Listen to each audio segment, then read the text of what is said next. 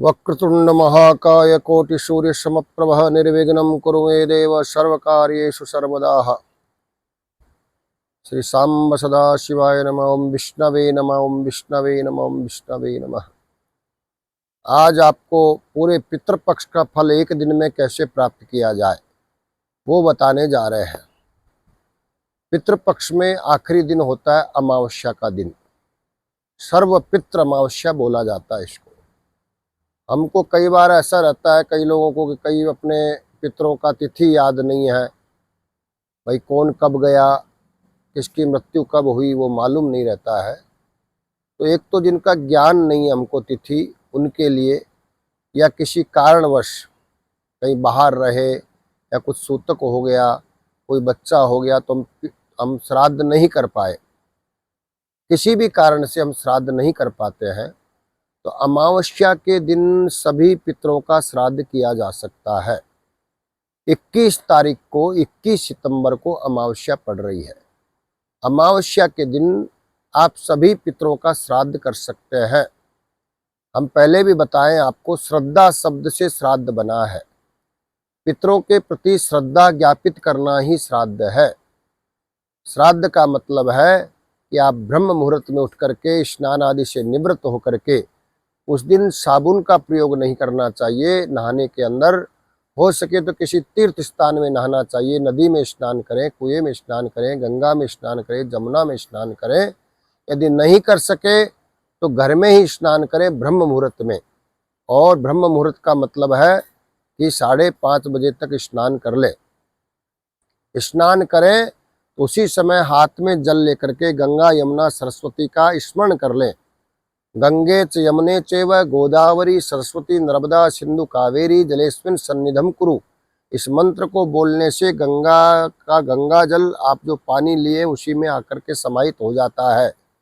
उसको स्नान करके और स्नान करने के बाद मन में मानसिक संकल्प करें कि आज मैं जितने भी मेरे पितृश्वर हैं, जो जिनको मैं जानता हूँ या ऐसे पितर जिनको मैं नहीं जानता, हमारे कुल में आज तक जितने भी पितृश्वर हैं, जितने भी हमारे बुजुर्ग गए हैं, उन सबके निमित्त मैं आज श्राद्ध करना चाहता हूं या श्राद्ध करूंगा। ऐसा आप मानसिक संकल्प करें और मानसिक संकल्प करने के बाद फिर स्नान आदि से निवृत्त हों, फिर अपना नित्य कर्म करें। उस दिन आपको जो है पितृ गायत्री का जाप करना चाहिए। यदि पितृ गायत्री का जाप नहीं कर सके तो पितरों के लिए द्वादशाक्षर मंत्र है, ओम नमो भगवते वासुदेवाय। इस मंत्र का जाप करें। वैसे तो 12 माला करें, 12 माला नहीं कर सके तो एक माला कम से कम 108 बार इस मंत्र का जाप करें और सभी पितरों के लिए तर्पण करें। तर्पण का विधान आपको मालूम है, पहले देवताओं का तर्पण किया जाता है पूर्वाभिमुख होकर के, उसके बाद ऋषियों का तर्पण किया जाता है उत्तराभिमुख होकर के, फिर पितरों का तर्पण किया जाता है दक्षिणाभिमुख होकर के, दक्षिण दिशा में मुँह करके, क्योंकि पितरों की दिशा दक्षिण दिशा मानी गई है।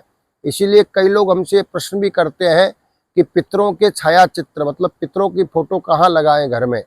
तो दक्षिण दिशा में ही पितरों की फोटो लगानी चाहिए, क्योंकि दक्षिण दिशा पितरों की दिशा को माना गया है। पितरों के लिए जो भी आप श्राद्ध कर्म करते हैं, चाहे उनको भोग लगाते हैं, चाहे उनके लिए तर्पण करते हैं, चाहे उनके लिए जो भी नैमित्तिक कर्म करते हैं, वो सब दक्षिणाभिमुख होकर के दक्षिण दिशा में मुँह करके ही करना चाहिए। उसको पितर लोग सहर्ष स्वीकार करते हैं। आप जो भी करें पितरों के लिए श्रद्धा के साथ करें, भक्ति के साथ करें, मन में उनके प्रति सम्मान लेकर करें और हाथ जोड़ करके उनसे प्रार्थना करें, हे पितर देवताओं, आप हमारे ऊपर प्रसन्न हो। हमारे द्वारा कोई भी ज्ञात अज्ञात कोई भूलवश कोई त्रुटिवश आपका अपराध हुआ हो, आपके लिए हमारे मन में कोई गलती हुई हो तो आप उसे क्षमा करें, हमारे ऊपर कृपा दृष्टि बनाए रखें।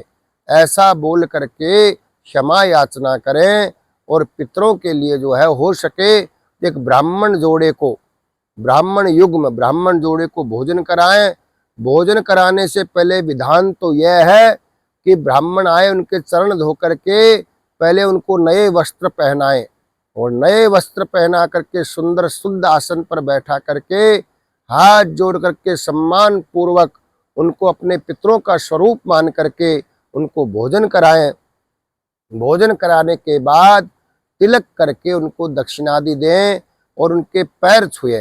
पैर छूने की पद्धति भी हमने आपको बताई कि दाहिने हाथ से दाहिना पैर, बाएं हाथ से बायां पैर, ऐसा क्रॉस करके आप जो है पितरों का चरण छुए।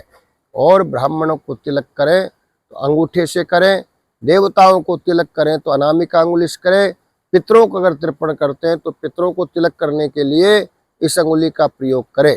पितरों को जब भी तिलक करें, उनके छाया चित्र में, पिंड आदि में या किसी में भी पितरों को आप तिलक करते हैं तो आपको तर्जनी अंगुली से पितरों को तिलक करना चाहिए, इस अंगुली का प्रयोग करना चाहिए।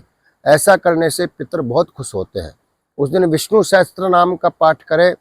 वैसे तो भागवत में लिखा है कि ध्रुव चरित्र का यदि पाठ कर लिया जाए या किसी ब्राह्मण को बुला करके श्राद्ध तिथि के दिन या अमावस्या के दिन ध्रुव चरित्र का पाठ करा दिया जाए तो आपके सभी पितृ बहुत ज्यादा अति प्रसन्न होंगे, आपको आशीर्वाद प्रदान करेंगे और भगवान के लोक को प्राप्त करेंगे।